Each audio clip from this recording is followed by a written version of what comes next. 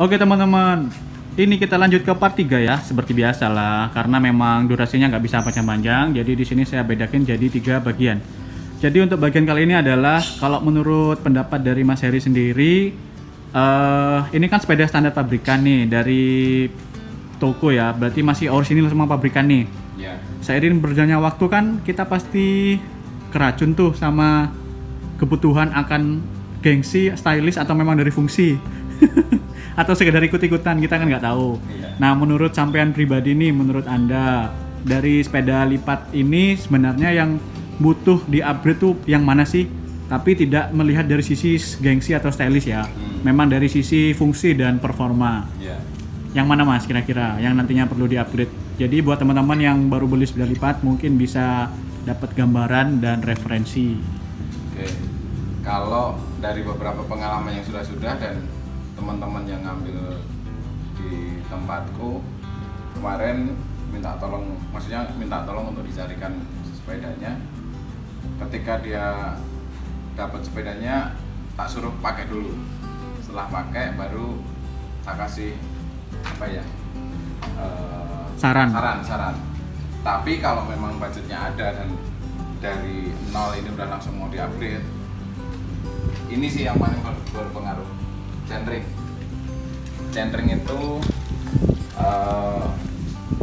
kalau hanya untuk santai-santai kota-kota, terus kemudian teman-teman yang nggak memburu waktu pas goes dengan 53T ini standarnya itu saya rasa cukup. Hanya saja kalau kita mau ngejar speed, terus kemudian seperti saya pakai untuk back to work, ngejar waktu gitu, itu saran saya ini diperbesar. Ukuran berapa? Yang saya pakai itu untuk saat ini, dulu saya pertama kali langsung ganti ke 58.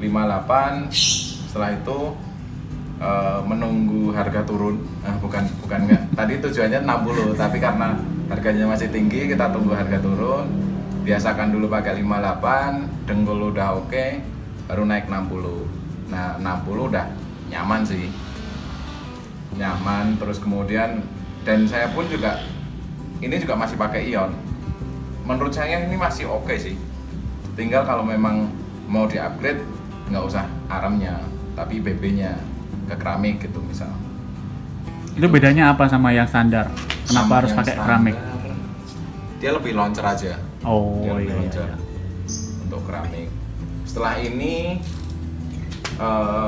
yang perlu di-upgrade lagi, yang menurut saya sih ban.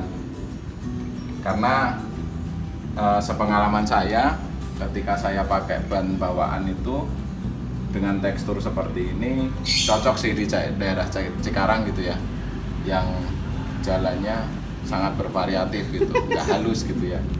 Ini cocok. Hanya saja ketika kita dapat jalur yang memang enak buat ngebut, aspal atau coran yang memang halus, lebih baik sih diganti dengan yang gundul. Nah, ada banyak pilihan. Ada Squalby yang memang benar-benar slick, terus kemudian ada apa lagi ya?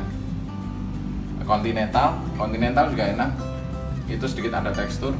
Squalby juga banyak macam, ada Tanwell, ada Squalby One, ada Squalby Kojak, tergantung selera, sama nanti disatuin sama konsep aja sekalian. Jadi stylishnya dapat, secara fungsi juga dapat. Itu aja sih kalau menurut saya, karena dari segi pengereman juga sudah bagus, dari shifter RD juga menurut saya fungsinya juga masih oke. Oh, sama pedal sebisa mungkin. Kalau saya itu beberapa kali karena setiap kali goes, untuk apalagi musim hujan gini, ketika goes pagi nggak ada masalah, kita ketemu matahari. Tapi ketika nanti malam, udah mulai sore, ketemu hujan tuh, mau nggak mau harus saya loading. Nah, kalau pakai pedal yang nggak quick release, ini mending kalau pakai gini. Cuma bisa dilipat ke dalam. Ini bisa dilipat. Cuma kalau kita pakai pedal yang biasa dan nggak quick release, itu akan dampaknya ke frame sih nanti kalau ada gesekan atau apa gitu. Kalau menurut saya sih itu. Tapi menurut selera masing-masing. Tapi kalau untuk prioritasnya, kalau ditanya prioritas, chainring, terus kemudian ban, itu menurut saya prioritas sih. Gitu. Kalau speed, Kalau speed, kan ini masih 9 nih. Nggak Apa perlu sih. perlu di-update jadi 10? kalau menurut Atau- saya, kalau mau upgrade RD shifternya aja. Terus untuk speednya, punya saya aja yang dari 10, cuma saya kurangin jadi 6 sekarang. Oh iya. Karena saya mungkin next review ya. Ya oke Next oke. review Kita bisa bahas untuk yang di next video. Troy Captor 3 lah. Nanti lah. Ngeri itu. Itu justru malah punya saya kurangin gitu.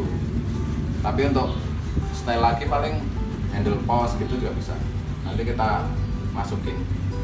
Kalau saya baca di referensi kan banyak tuh sebagian dari goweser teman-teman tuh memilih spare part dari karbon mas untuk seat post, handle bar dan mungkin wheel set ya Ya. atau rimsnya ya. Itu gimana pendapatnya? Kalau secara budget dapat, secara budget ada, saya rasa sih nggak ada masalah. Tapi sepengalaman saya pakai seat post karbon itu saya tidak nyaman karena dia ada kayak kelembaman, apa ya, sifat kelembamannya tuh lentur lah, Ya. lentur gitu. Jadi lebih baik sih untuk seat post tetap Original. alloy.